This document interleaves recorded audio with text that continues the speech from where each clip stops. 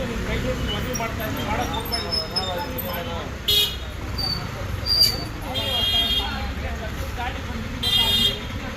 ಜನರಿಗೆ ಓಡಾಡಕ್ಕೆ ದಾರಿ ಆಗ್ತಾ ಇಲ್ಲ, ಇಲ್ಲಿ ಜಾಗ ಇಲ್ಲ, ಇಲ್ಲಿ ಗಾಡಿ ಗಾಡಿ ಬಂದ್ರೆ ಆಗ್ತಾ ಇಲ್ಲ, ಎಲ್ಲ ಅಡ್ಡ ಆಗ್ತಾ ಇಲ್ಲ.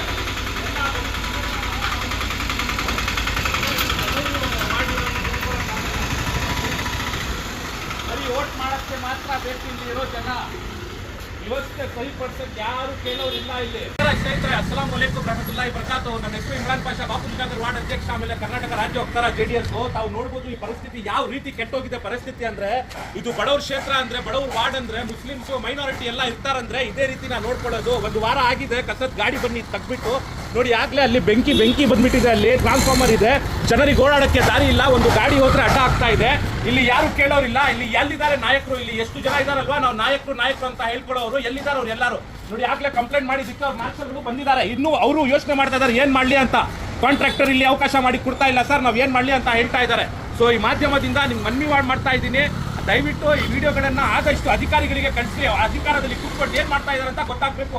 ವಿತಿನ್ 24 ಅವರ್ ಇದು ಕ್ಲಿಯರ್ ಆಗಬೇಕು. ಆಗಿಲ್ಲ ಅಂದ್ರೆ ಅಧಿಕಾರಿ ಆಫೀಸ್ ಹತ್ರ ಹೋಗ್ಬಿಟ್ಟು ನಾವು ಧರಣಿ ಮಾಡ್ತೀವಿ. ನಮಸ್ಕಾರ, ನನ್ನ ಹೆಸರು ಇಮ್ರಾನ್ ಪಾಷಾ.